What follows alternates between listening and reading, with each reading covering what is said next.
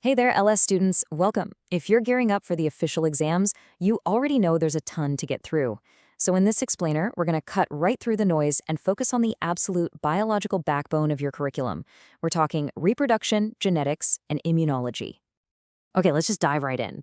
The best way to really get a grip on all this material is to think of it as answering two of life's most fundamental questions, right? First, how does life actually continue from one generation to the next?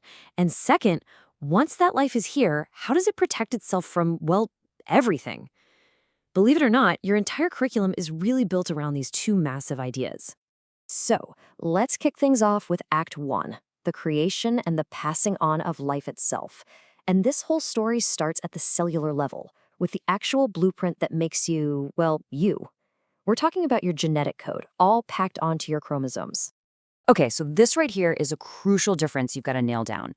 Most of the cells in your body, your skin, your muscles, your brain, all of it are what we call somatic cells. And they're diploid. That just means they have a full set of 46 chromosomes, nicely arranged in 23 pairs. But your sex cells, the gametes, they play by different rules. They're haploid, meaning they carry only half of the genetic story, just 23 single chromosomes. And that is the multi-million-dollar question, isn't it? I mean, if we start with a full set of instructions, how on earth do we create cells that only have half? Well, the answer is in this absolutely beautiful process of cell division that's designed specifically for one thing: sexual reproduction. And here it is, meiosis. Now, I know this diagram can look a little complicated, but the idea is actually so cool. See, unlike regular cell division, meiosis goes through two rounds of division. It takes one diploid cell, shuffles up its genes like a deck of cards to create all these new combinations, and then divides not once, but twice. The end result? 4 completely unique haploid cells. This whole process of shuffling and reducing is the absolute key to genetic diversity. It's the engine of evolution happening inside you right now. And these special haploid cells are, of course, the gametes. For males, we're talking about sperm.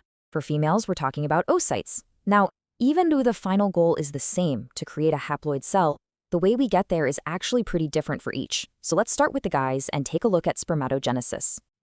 So if you just follow this diagram from the top down, you can see that spermatogenesis is this continuous, incredibly efficient process. It starts with just one diploid stem cell, and after those 2 meiotic divisions, you get 4 working haploid sperm cells. It's like a nonstop assembly line that runs from puberty onwards, churning out millions of these little genetic messengers every single day. And this is the moment it all comes together: fertilization. This is where one of those haploid sperm cells fuses with a haploid oocyte. Those 2 half sets of chromosomes finally reunite, bringing the number back up to the full diploid 46 and forming a zygote. That single cell is the very beginning of a brand new, completely genetically unique individual. Pretty amazing. I absolutely love this analogy. It's just perfect, right? Each parent contributes a shuffled half deck of their own genes, and fertilization deals a hand that has literally never existed before in history and will never exist again. This genetic recombination is what makes us all so different. And this diagram here just pulls that whole idea together. All of these processes, meiosis, the random way gametes meet, lead to what we call polymorphic offspring. You got to know that term for the exam. It just means a population that has a ton of variety and different traits, which is so important for the survival of a species. If you can explain how this all leads to polymorphism, you've totally mastered a huge concept. Okay, let's shift gears. Time for Act 2. We've just created a totally unique individual. Now, how does this new life actually defend itself? And that brings us into the incredible world of the immune system. You know, the entire super complex field of immunology really boils down to this one simple, powerful idea: telling the difference between self and non-self. Your immune system's whole job is to know every single cell that belongs to you and to viciously attack anything that doesn't, friend or foe. That's it. And this is the map of operations for that system. Think of these lymphoid organs as a network of military bases. The bone marrow and the thymus, those are the main training camps where your immune cells are born and taught what to do.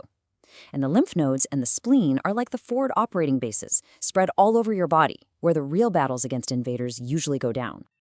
So, we've got our soldiers and we've got our bases. But what's the game plan?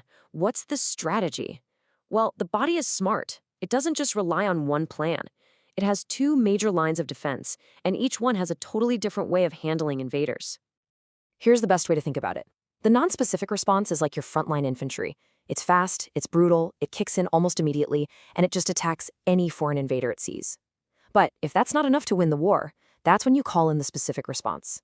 These are your special forces.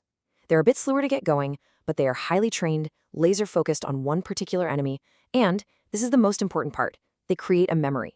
So the next time that same enemy dares to show up, the response is way faster and way stronger. And these are the elite soldiers in that specific response that you've got to know. You've got macrophages, think of them as the scouts. They gobble up invaders and then show pieces of the enemy to the other cells. Then you have B lymphocytes, which are basically mobile weapons factories, pumping out antibodies that tag enemies for destruction. And finally, the T lymphocytes, which have two jobs. The helper T cells are the generals coordinating the entire attack, while the cytotoxic T cells are the assassins, going out and killing your own infected body cells directly. Now this map, wow, it shows the entire battle plan in action. It all kicks off with recognizing the enemy. That triggers the next phase, amplification, which is basically just cloning your best soldiers like crazy to build a massive army. And finally, you get the effector phase, where that army launches its full-scale attack to wipe out the threat. It's this beautiful, coordinated cascade from start to finish. So after all of that, what's the bottom line? What's the stuff you absolutely positively have to take with you for your ELSE exam? It really all comes down to these two big stories we've just told. For the first story, the creation of life, you have to be able to explain how meiosis halves the chromosomes and fertilization puts them back together, all to create that critical genetic diversity. And for the second story, the defense of life, you have to nail the difference between self and non-self and know the two different strategies the immune system uses. If you can tell those two stories clearly and confidently, you are going to have an incredibly strong foundation for your exam. Okay, so we've just gone through the fundamental biology, the what and the how. But what if I told you we could use the pure logic and power of mathematics to actually predict these things, to model genetic inheritance? In our next explainer, that's exactly what we're going to do.